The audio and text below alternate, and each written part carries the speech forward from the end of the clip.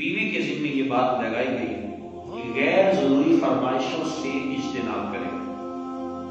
اب خامد وہ فائنینشلی طور پہ مالی اعتبار سے وہ کمزور ہے، وہ اپنی بیوی کی فرمائشوں کو پورا نہیں کر پا رہا، تو بیوی کو بھی چاہیے کہ وہ غیر ضروری فرمائشوں سے اپنے آپ کو کنٹرول کرے، اپنے آپ کو بچا کے رکھے۔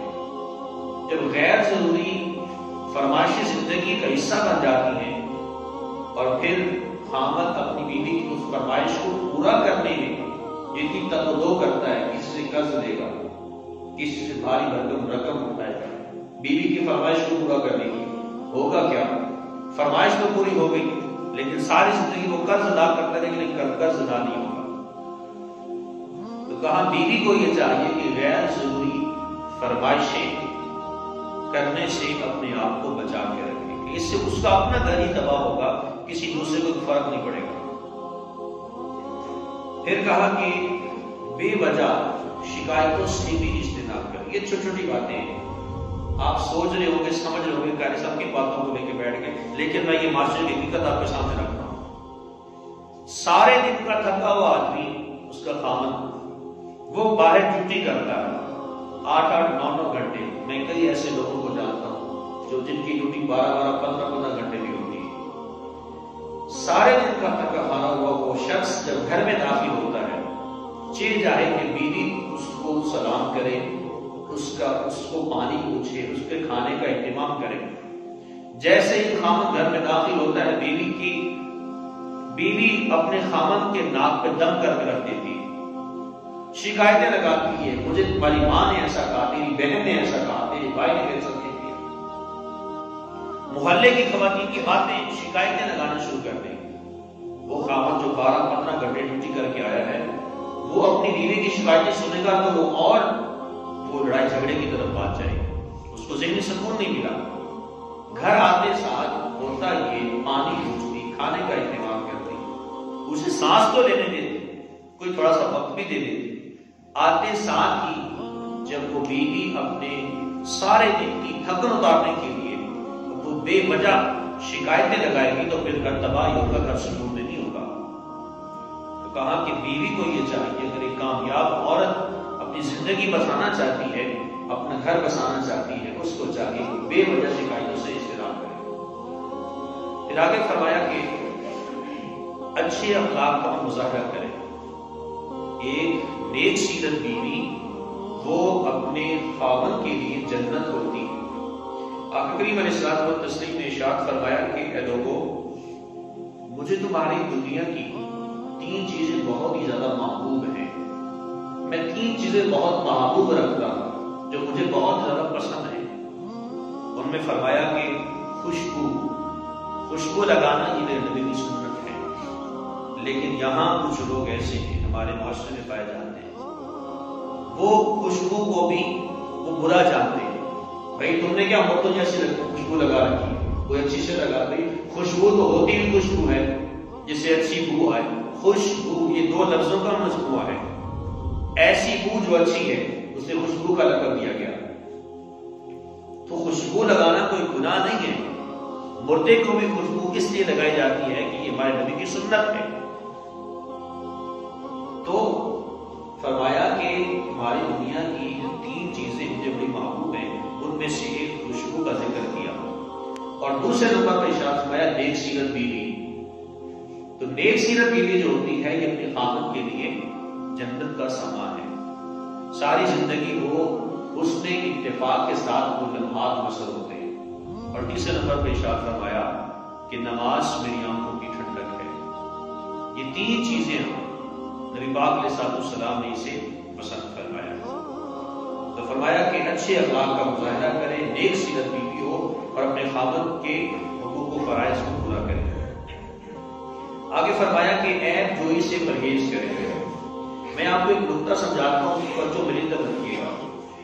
اللہ رب العالمین نے قرآن مجید فرقان حمید میں ارشاد فرمایا، مطلقاً لفظ ارشاد فرمائے ہن لباس لکم وانتم لباس لہن۔ فرمایا کہ تم بیویاں اپنے خامدوں کا، اپنے شوہروں کا لباس ہو اور وہ تمہارا لباس ہے۔ خاوند کو اپنی بیوی کا لباس قرار دے دیا گیا اور بیوی کو اپنے خاوند کا لباس قرار دے دیا گیا۔ یہاں لباس قرار دینے کا مطلب کیا ہے، یہ میں آپ کو سمجھانا چاہتا ہوں۔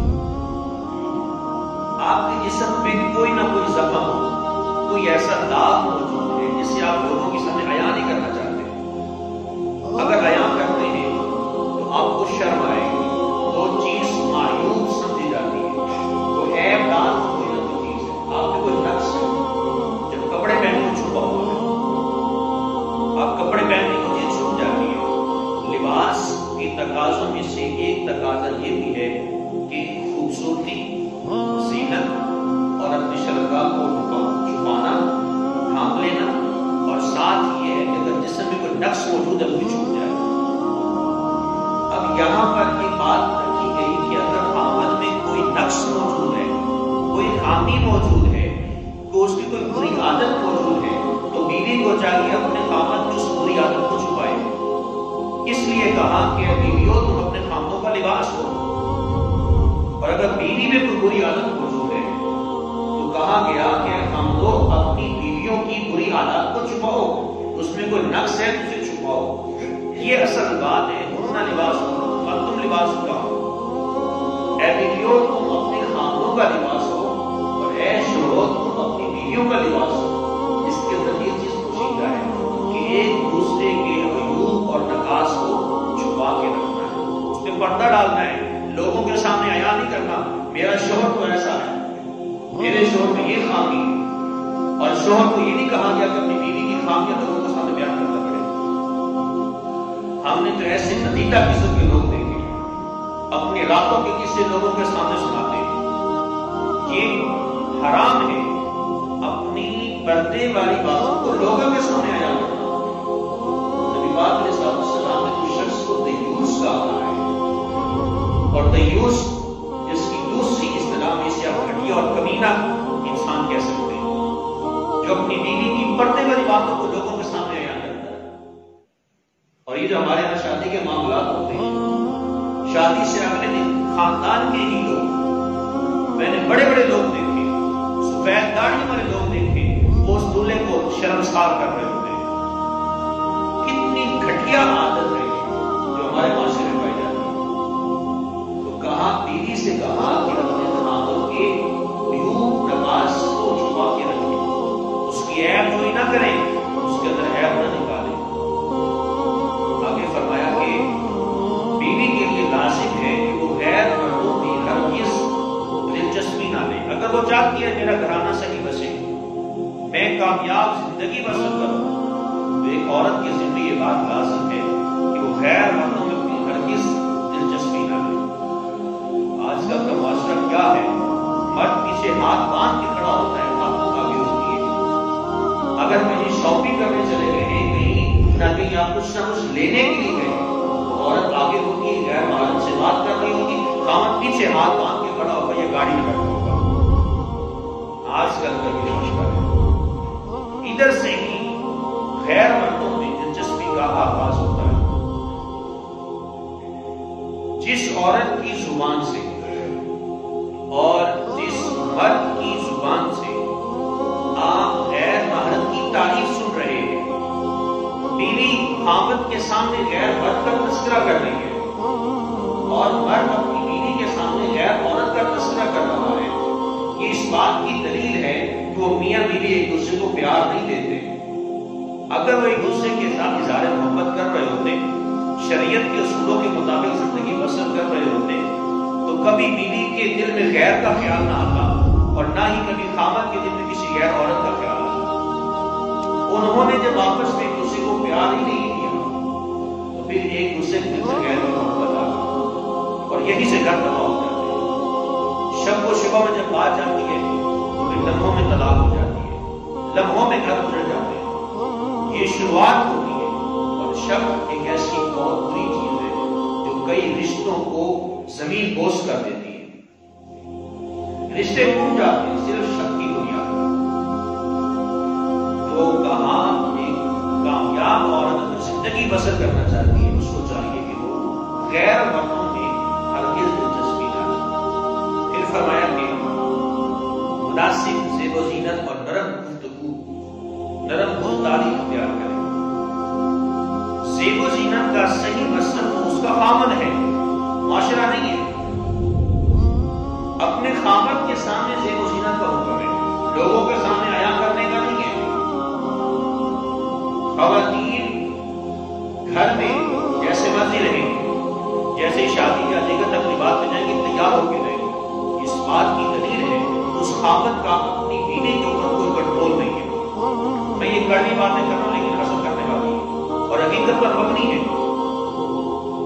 کہ ہمارا معاشرہ اتنا غلیظ ہو چکا ہے کہ ہم اپنے گھر والیوں پر کنٹرول نہیں کر پا رہے، جس کی بنا پر آئے روز ہمارے گھر جڑتے ہوئے ہمیں نظر آتے ہیں۔ گھروں میں ناچاکیوں کا آغاز کسی سے ہوتا ہے۔ کہاں اگر ایک عورت زندگی بسر کرنا چاہتی ہے، کامیاب اس کو چاہیے اپنی خامد کے سامنے مناسب زیب و زینت اختیار کرے، وہ مناسب جس کا حکم شریعت بھی دیتی ہے۔ خوشبو لگا کر خواتین کو منع کیا گیا بازار میں نکلنے سے، اور یہاں تک کہ ارشاد فرمایا اگر کوئی شوہر، آگے چل کے یہ بات آئے گی، اگر کوئی شوہر اپنی بیوی کے جسم پر لگنے والی خوشبو پہ راضی ہے تو منع نہیں کر رہا تو خوشبو کیوں لگائے، بلکہ اس پہ رضامندی ظاہر کر رہا ہے، اس پہ خوش ہو رہا ہے۔ تو فرمایا کہ بیوی جتنے قدم چلے گی، ایک قدم اٹھانے کے بدلے میں اس کے نامہ اعمال، کس کے؟ شوہر کے نامہ اعمال میں ایک ایک گناہ لکھا جائے گا، ایک ایک قدم کے بدلے میں سزا ہے۔ میں اپنے سے بات نہیں کر رہا، میں اس کا حوالہ دے سکتا ہوں۔ آقا کریم علیہ السلام نے یہ فرمایا جو شوہر اپنی بیوی کے جسم پر لگنے والی خوشبو سے راضی ہے، قدم قدم میں اس کے لیے سزا ہے۔ شوہر کے جو اپنی بیوی کے جسم کو دیکھ رہا ہے، اس نے خوشبو لگائی، گھر میں رہے، زیب و زینت اختیار کرے، خوشبو لگائے، شوہر کے لیے لگائے، جس کے لیے کہا گیا ہمنا لباس لکم وانتم لباس لہن، ایک دوسرے کے لیے سکون کا ذریعہ بنا دیا گیا، معاشرے کے لیے نہیں کہا۔ لیکن ہمارا معاشرہ، ہماری خواتین گھر میں نہیں بلکہ لوگوں کو دکھانے کے لیے، ایک عورت جس نے 50 سے 60 روپے کا کلپ لیا ہے اپنے بالوں کو لگانے کے لیے، بات بہت کڑوی ہے، ایک عورت جس نے 50 سے 60 روپے کا کلپ لیا اپنے سر کے اوپر لگانے کے لیے، وہ اس کلپ کو چھپانے کے لیے کیا پردہ کرے گی؟ قطعاً وہ پردہ نہیں کرے گی، اس لیے کہ میں نے تو کلپ لگا رکھا ہے۔ اور شوہر بھی ساتھ چل رہا ہے لیکن اپنی بیوی کو منع نہیں کرے گا۔ یہ کیسا معاشرہ ہے، یہ کیسی زندگی کے اسلوب میں نے اور آپ نے متعین کر رکھے ہیں۔ شریعت نے ان باتوں سے منع کیا تھا کہ اپنے گھر والی کی حفاظت کرو، لیکن یہ کیسی حفاظت ہے، ہم خود کھلی چھوٹ دے رہے ہیں۔ تو کہاں بیویوں کو یہ چاہیے کہ مناسب زیب و زینت اختیار کریں اور نرم گفتاری کو اختیار کریں، نرم لہجہ کو اختیار کریں، اس لیے کہ جس سے مخاطب ہوتی ہے وہ کوئی عام شخص نہیں ہے، وہ ہمارا مجازی خدا ہے۔ آگے ارشاد فرمایا کہ شوہر کی